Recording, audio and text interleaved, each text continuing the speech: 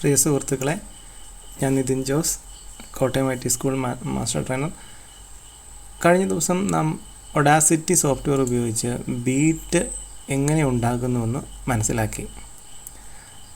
ആ ചർച്ചകളിൽ sine wave അല്ലെങ്കിൽ കൊസൈൻ വേവ് പ്യുവറാണെന്നും മറ്റു വേവുകൾ സൈൻ അല്ലെങ്കിൽ കൊസൈൻ വേവുകളുടെ മിശ്രിത രൂപമാണെന്നും പറയുകയുണ്ടായി. അത് നമുക്കൊന്ന് പ്രാക്ടിക്കലായിട്ട് എന്തുകൊണ്ടാണെന്ന് ഈ ഒഡാസിറ്റി സോഫ്റ്റ്വെയർ ഉപയോഗിച്ച് തന്നെ മനസ്സിലാക്കാം. അതിനായി ആദ്യം ഞാൻ ജനറേറ്റ് മെനുവിലെ ടോണിൽ സൈൻ വേവ് തിരഞ്ഞെടുത്ത് 880 ഹെർട്സ് ഫ്രീക്വൻസിയുള്ള ഒരു 30 സെക്കൻഡ് ക്ലിപ്പ് ഉണ്ടാക്കുന്നു. ഈ ക്ലിപ്പ് നമുക്ക് ഒന്ന് സൂം ചെയ്ത് നോക്കാം. കൺട്രോൾ കീ പ്രസ് ചെയ്ത് പിടിച്ച് മൗസ് വീൽ മുമ്പോട്ട് ചലിപ്പിച്ചാൽ മതി സൂം ചെയ്യാം, അല്ലെങ്കിൽ ഇവിടെ സൂം ബട്ടണുണ്ട്. അപ്പോൾ നമുക്കിവിടെ ഒരു സൈൻ വേവ് ദൃശ്യമാകും. ഇതിനെ നമുക്ക് ഇതിൻ്റെ സ്പെക്ട്രം നമുക്കൊന്ന് എടുക്കാനുള്ളൊരു ഓപ്ഷനുണ്ട്. ഈ നിലവിൽ നമുക്കൊരു ശബ്ദം ജനറേറ്റ് ചെയ്താൽ ആ ശബ്ദത്തിൽ അടങ്ങിയിരിക്കുന്ന കമ്പോണൻറ്റ് ഫ്രീക്വൻസികൾ ഏതൊക്കെയാണെന്ന് തിരിച്ചറിയാനായിട്ട് ഇവിടെ അനലൈസ് എന്ന ഓപ്ഷനിൽ പ്ലോട്ട് സ്പെക്ട്രം എന്ന് പറയുന്ന ഈ ഓപ്ഷൻ തിരഞ്ഞെടുക്കുക. അപ്പോൾ നമുക്കിവിടെ കാണാൻ സാധിക്കും, ഏതാണ്ട് ഇവിടെ ഒരു ഫ്രീക്വൻസി മാത്രം വളരെയധികം പീക്ക് ചെയ്ത് നിൽക്കുന്നത് കാണാം. അതായത് നമ്മളിപ്പോൾ ജനറേറ്റ് ചെയ്ത 880 ഹെർട്സ് എന്ന് പറയുന്ന ഫ്രീക്വൻസിയാണ്. ഇതിൻ്റെ സ്കെയിൽ കുറച്ചുകൂടെ വലുതാക്കണമെങ്കിൽ ആക്സിസിലെ ലീനിയർ ഫ്രീക്വൻസി നമുക്ക് ലോഗറിതമിക് സ്കെയിലിലേക്ക് കൺവേർട്ട് ചെയ്തിട്ടുണ്ടെങ്കിൽ ആ ഫ്രീക്വൻസി വളരെ വ്യക്തമായിട്ട് കാണാൻ സാധിക്കും. ആ 880 ഹെർട്സിലുള്ള ശബ്ദം നമുക്കിവിടെ പിക്ക് ചെയ്ത് നിൽക്കുന്നത് കാണാം.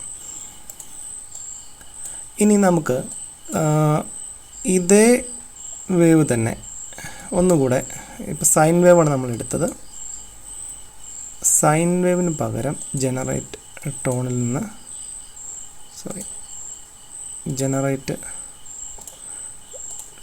നിന്ന് സ്ക്വയർ വേവ് സെലക്ട് ചെയ്യാം. അതിനുശേഷം ഓക്കെ പ്രസ് ചെയ്യുക. ഇപ്പോൾ നമുക്ക് കിട്ടിയിരിക്കുന്ന 880 മെഗാഹെർട്സിലുള്ള ഒരു സ്ക്വയർ വേവാണ്. ഇതിൻ്റെ സ്പെക്ട്രം നമുക്കൊന്ന് അനലൈസ് ചെയ്ത് നോക്കാം. Analyse plot spectrum. ഇപ്പോൾ ഇവിടെ നമുക്ക് കാണാം 880 മെഗാഹെർട്സിൻ്റെ ഒരു പീക്ക് കാണാം. അതിനുശേഷം ഒരേ പർട്ടിക്കുലർ ഇൻ്റർവെല്ലിൽ അതിൻ്റെ വിവിധ ഫ്രീക്വൻസികൾ ഇവിടെ ഉള്ളതായിട്ട് നമുക്ക് കാണാം. അപ്പോൾ ഈ ഫ്രീക്വൻസികൾ ഇവിടെ നമ്മൾ കാണുന്ന സ്പെക്ട്രത്തിൽ കാണുന്ന ഫ്രീക്വൻസികളിലുള്ള വിവിധ സൈൻ വേവുകളുടെ മിശ്രിത രൂപമാണ് ഈ സ്ക്വയർ വേവ് എന്ന് പറയുന്നത്. ഇനി നമുക്കൊരു സോ ടൂത്ത് വേവ് എടുത്ത് നോക്കാം.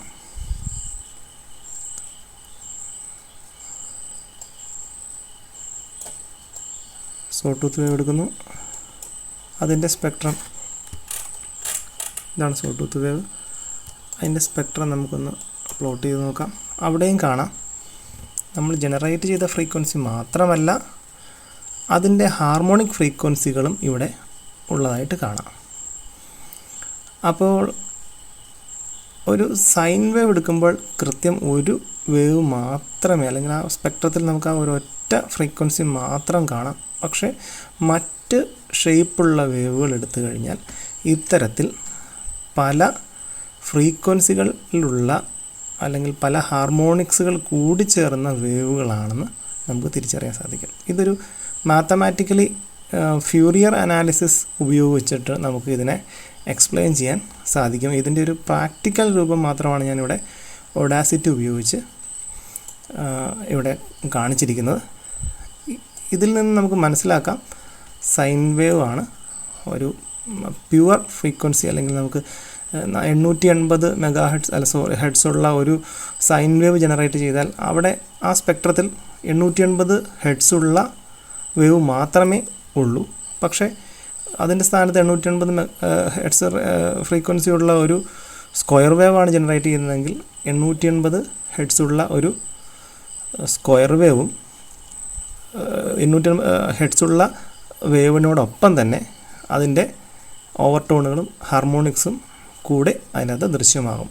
അതിനർത്ഥം അവയെല്ലാം ഇത്തരത്തിൽ പല സൈൻ വേവുകളുടെ, പല ആംപ്ലിറ്റ്യൂഡുകളുള്ള, പല ഫ്രീക്വൻസിയിലുള്ള സൈൻ വേവുകളുടെ ഒരു മിശ്രിത രൂപമാണ്. അത് ഫ്യൂറിയർ അനാലിസിസിലൂടെ, ഫ്യൂറിയർ സീരീസ് എന്ന് പറയുന്ന മാത്തമാറ്റിക്കൽ മെത്തേഡിലൂടെ നമുക്കത് വളരെ വ്യക്തമായിട്ട് മനസ്സിലാക്കാവുന്നതേ ഉള്ളൂ.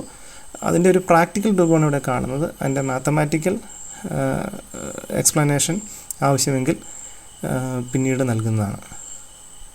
Thank you.